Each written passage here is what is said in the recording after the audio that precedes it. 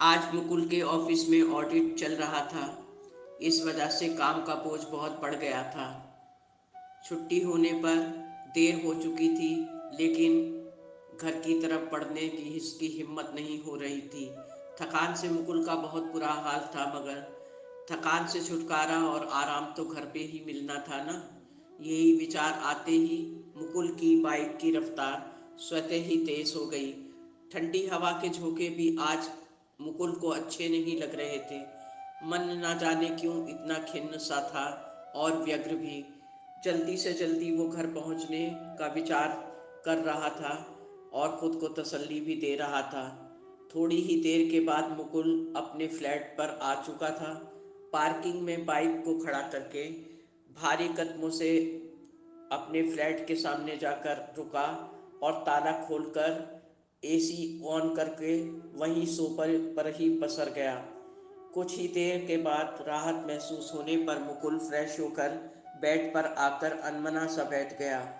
भूख बहुत जोरों से लगी थी, मगर थकान के कारण उसकी हिम्मत किचन में जाने की नहीं हो रही थी। काफ़ी देर सोचता रहा कुछ बैठकर कि क्या किया जाए। फिर उसने धीमे से मोबाइल उठाकर एक फूड ऐप से खाना होम डिलीवरी के लिए ऑर्डर कर दिया और मोबाइल एक तरफ रख के आंखें बंद करके लेट गया। काफ़ी देर गुजर जाने के बाद भी अभी तक डिलीवरी मैन नहीं आया था और बाहर का मौसम भी अब बदल चुका था।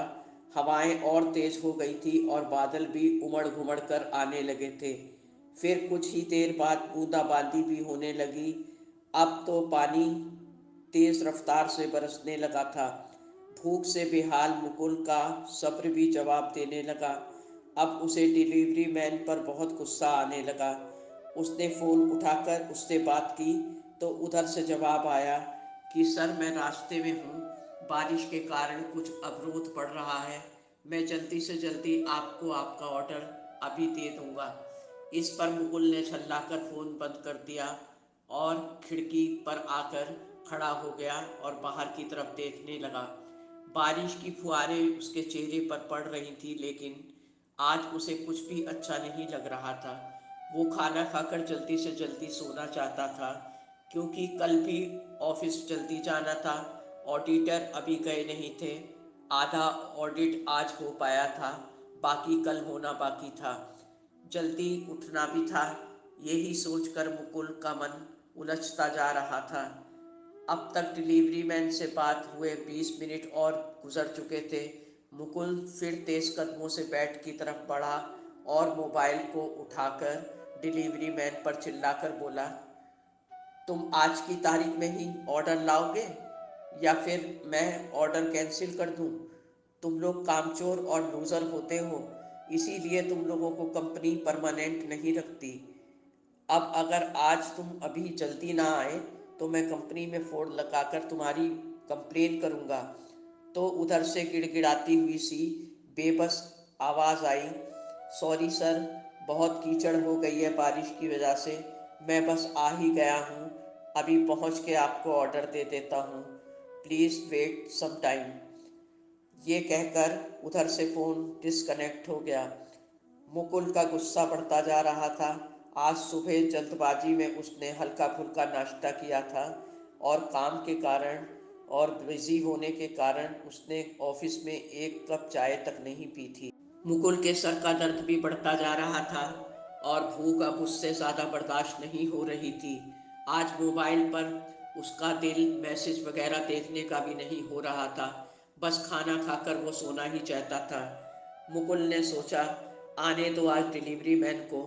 आज इसको इतनी खरी खोटी सुनाऊंगा कि सारी लापरवाही भूल जाएगा। पता नहीं ये लोग अपने आप को समझते क्या हैं। आज दिमाग इसका ठिकाने लगा दूंगा।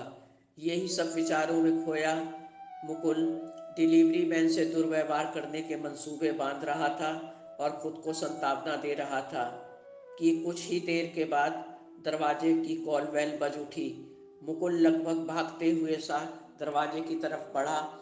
अब उसे खाना के ऑर्डर लेने की चिंता से ज़्यादा डिलीवरी मैन को जलील करने की फिक्र थी। चेहरा कठोर हो चुका था तथा गुस्से की अधिकता से तमतमा रहा था। जोर से दरवाज़ा खोलकर मुकुल ने कुछ कहने के लिए अपना मुंह खोला ही था कि डिलीवरी मैन पर नज़र पड़ते ही उसका सारा गुस्सा काफुर हो गया।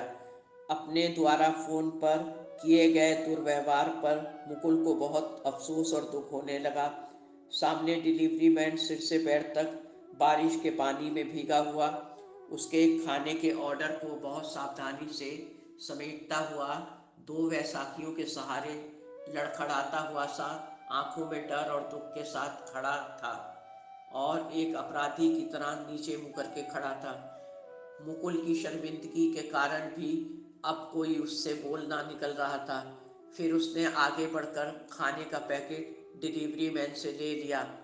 जब तक डिलीवरी मैन क्षमा याचना के लिए कुछ कहता, तब तक मुकुल ने उससे धीमे स्वर में सॉरी कहा और दुख प्रकट किया कि मुझे आपसे फ़ोन पर इस तरीके से बात नहीं करनी चाहिए थी। I am very sorry. तो डिलीवरी मैन ने अपना विशेष वाहन दिखाते हुए कहा, सर रास्ते में अचानक मौसम खराब हो गया था। तेज़ बारिश के पानी से बार बार ये वाहन गड्ढों में फंस रहा था और आपका खाने का पैकेट भीग ना जाए इसकी भी मुझे फिक्र थी। जैसे तैसे किसी तरह मैं आप तक पहुंचा हूं और आपको मेरे कारण जो तकलीफ़ हुई है उसके लिए मैं बहुत शर्मिंदा हूं सर। मुझे माफ़ कर दीजिए। मैंने ऐसा जानबूझकर नहीं किया और ना ही देर जानबूझ के की। लेकिन मुकुल खुद ही अब बहुत शर्मिंदगी महसूस कर रहा था। उसने तत्परता से डिलीवरी मैन का हाथ पकड़कर कहा, नहीं भाई, ऐसी कोई बात नहीं। आपने कोई देर नहीं करी। गलती मेरी ही है कि मैं आपकी दिक्कत को मोबाइल फ़ोन पर समझ ना पाया और भूख के कारण गुस्से में आपसे अभद्र व्यवहार कर बैठा। माफ़ी तो मुझे मांगनी चाहिए आपसे, क्योंकि अक्सर हम बिना किसी को देखे फ़ोन से, पत्र व्यवहार से या अन्य किसी माध्यम से जब मुखातिब होते हैं तो उसकी तकलीफ़ या दिक्कतें हमें दृष्टिगोचर नहीं होती और हम जाने अनजाने अपने स्वार्थ के लिए अक्सर ऐसे व्यवहार कर बैठते हैं जिसके बाद सच्चाई सामने आने पर हमें बहुत शर्मिंदगी का सामना करना पड़ता है। हो सके तो आप मुझे माफ़ कर दीजिए। मेरे शब्दों से आपको बहुत दुख और तकलीफ़ पहुंची होगी। फिर मुकुल ने उससे मुखातिब होकर कहा कि वैसे आपकी ऐसी हालत कैसे हुई। तो डिलीवरी मैन ने कहा कि जब मेरे दोनों पैर सही थे तो बाइक से एक बार डिलीवरी ऑर्डर देने के सिलसिले में इसी तरह से जल्दबाजी में मैं अपना एक्सीडेंट करवा बैठा और अपने दोनों पैर खो दिए। इसी कंपनी ने बाद में मेरा इलाज कराया और ये वाहन भी बनवा कर दिया और मेरी नौकरी को यथावत रखा। सर, मेरी पत्नी काफ़ी पहले ही गुजर चुकी है। अब मेरे पास एक 7 साल का बेटा है। उसी के उज्जवल भविष्य के लिए मैं आज ये काम यथावत कर रहा हूँ। आप खुद को बिल्कुल निर्दोष समझें, क्योंकि आपने तो केवल अपशब्द ही बोले हैं।